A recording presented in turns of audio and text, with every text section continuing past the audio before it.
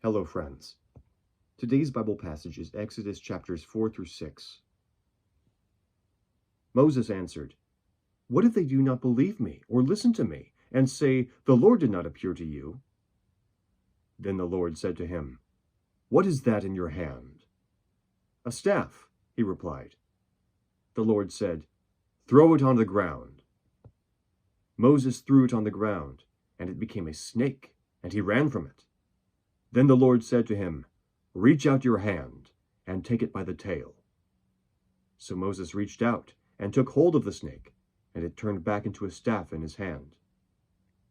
"This," said the Lord, "is so that they may believe that the Lord, the God of their fathers, the God of Abraham, the God of Isaac, and the God of Jacob, has appeared to you."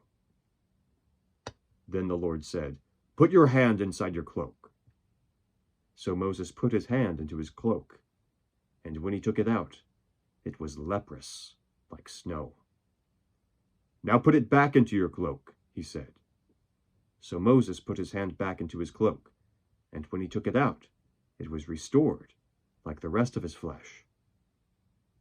Then the Lord said, "If they do not believe you, or pay attention to the first miraculous sign, they may believe the second.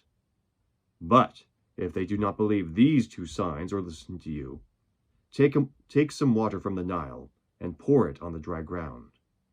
The water you take from the river will become blood on the ground." Moses said to the Lord, "O Lord, I have never been eloquent, neither in the past nor since you have spoken to your servant. I am slow of speech and tongue." The Lord said to him, "Who gave man his mouth? Who makes him deaf or mute? Who gives him sight or makes him blind? Is it not I, the Lord? Now go. I will help you speak and will teach you what to say." But Moses said, "O Lord, please send someone else to do it." Then the Lord's anger burned against Moses, and he said, "What about your brother, Aaron the Levite? I know he can speak well.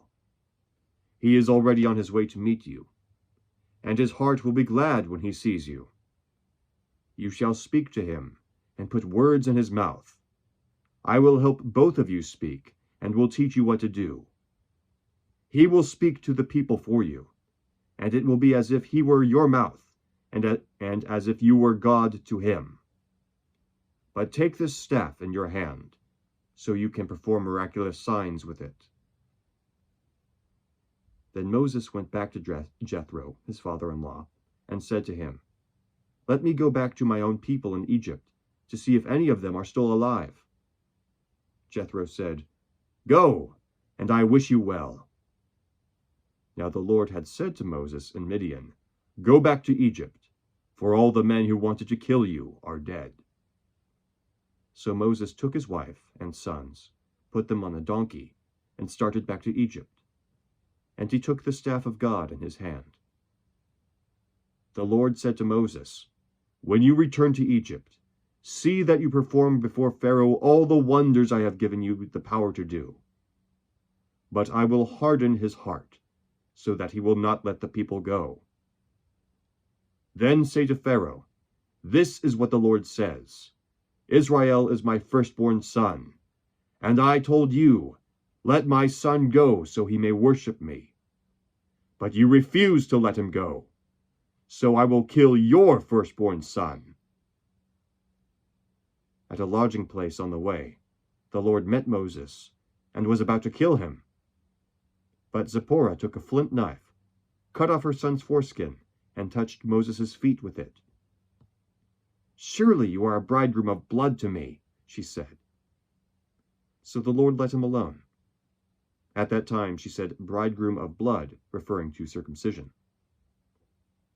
The Lord said to Aaron, "Go into the desert to meet Moses." So he met Moses at the mountain of God and kissed him. Then Moses told Aaron everything the Lord had sent him to say, and also about all the miraculous signs he had commanded him to perform. Moses and Aaron brought together all the elders of the Israelites, and Aaron told them everything the Lord had said to Moses. He also performed the signs before the people, and they believed. And when they heard that the Lord was concerned about them and had seen their misery, they bowed down and worshipped. Afterward, Moses and Aaron went to Pharaoh and said, "This is what the Lord, the God of Israel, says. Let my people go, so they may hold a festival to me in the desert." Pharaoh said, "Who is the Lord, that I should obey him and let Israel go? I do not know the Lord, and I will not let Israel go." Then they said, "The God of the Hebrews has met with us. Now let us take a 3-day journey into the desert to offer sacrifices to the Lord our God, or he may strike us with plagues or with the sword." But the king of Egypt said, "Moses and Aaron, why are you taking the people away from their labor? Get back to your work." Then Pharaoh said, "Look, the people of the land are now numerous, and you are stopping them from working." That same day, Pharaoh gave this order to the slave drivers and foremen in charge of the people: "You are no longer to supply the people with straw for making bricks. Let them go and gather their own straw. But require them to make the same number of bricks as before. Don't reduce the quota. They are lazy. That is why they are crying out, 'Let us go and sacrifice to our God.' Make the work harder for the men, so they keep working and pay no attention to lies." Then the slave drivers and the foremen went out and said to the people, "This is what Pharaoh says. I will not give you any more straw. Go and get your own straw wherever you can find it, but your work will not be reduced at all." So the people scattered all over Egypt to gather stubble to use for straw. The slave drivers kept pressing them, saying, "Complete the work required of you for each day, just as when you had straw." The Israelite foremen appointed by Pharaoh's slave drivers were beaten and were asked, "Why didn't you meet your quota of bricks yesterday or today as before?" Then the Israelite foreman went and appealed to Pharaoh, "Why have you treated your servants this way? Your servants are given no straw, yet we are told, 'Make bricks.' Your servants are being beaten, but the fault is with you, your own people." Pharaoh said, "Lazy. That's what you are, lazy. That is why you keep saying, 'Let us go and sacrifice to the Lord.' Now get to work. You will not be given any straw, yet you must produce your full quota of bricks." The Israelite foremen realized they were in trouble when they were told, "You are not to reduce the number of bricks required of you for each day." When they left Pharaoh, they found Moses and Aaron waiting to meet them. And they said, "May the Lord look upon you and judge you. You have made us a stench to Pharaoh and his officials, and have put a sword in their hand to kill us."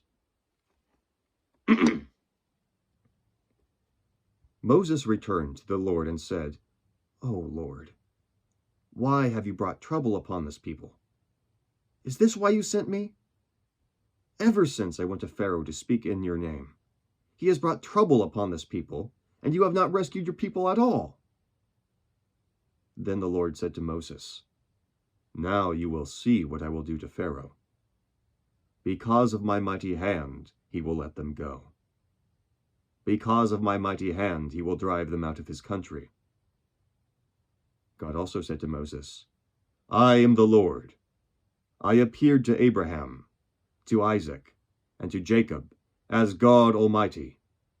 But by my name, the Lord, I did not make myself known to them. I also established my covenant with them, to give them the land of Canaan, where they lived as aliens. Moreover, I have heard the groaning of the Israelites, whom the Egyptians are enslaving, and I have remembered my covenant. Therefore, say to the Israelites, 'I am the Lord, and I will bring you out from under the yoke of the Egyptians. I will free you from being slaves to them, and I will redeem you with an outstretched arm and with mighty acts of judgment. I will take you as my own people, and I will be your God.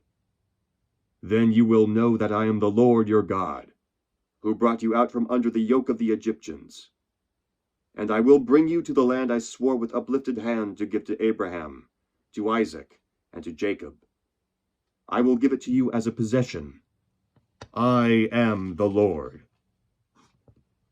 Moses reported this to the Israelites, but they did not listen to him because of their discouragement and cruel bondage. Then the Lord said to Moses, "Go, tell Pharaoh, king of Egypt, to let the Israelites go out of this country." But Moses said to the Lord, "If the Israelites will not listen to me, why would Pharaoh listen to me, since I speak with faltering lips?" Now the Lord spoke to Moses and Aaron about the Israelites and Pharaoh, king of Egypt, and he commanded them to bring the Israelites out of Egypt. These were the heads of their families. The sons of Reuben, the firstborn son of Israel, were Hanok and Palu, Hezron and Carmi. These were the clans of Reuben.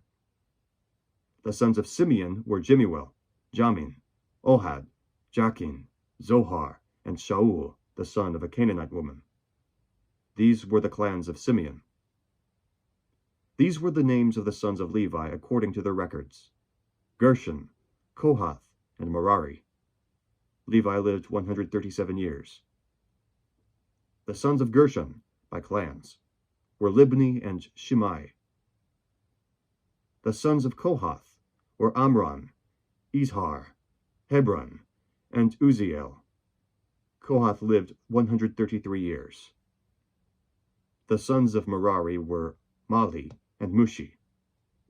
These were the clans of Levi according to their records. Amram married his father's sister Jochebed, who bore him Aaron and Moses. Amram lived 137 years. The sons of Izhar were Korah, Nepheg, and Zikri. The sons of Uziel were Mishael, Elzaphan, and Sithri. Aaron married Elisheba, daughter of Aminadab, and sister of Nahshon, and she bore him Nadab and Abihu, Eleazar and Ithamar.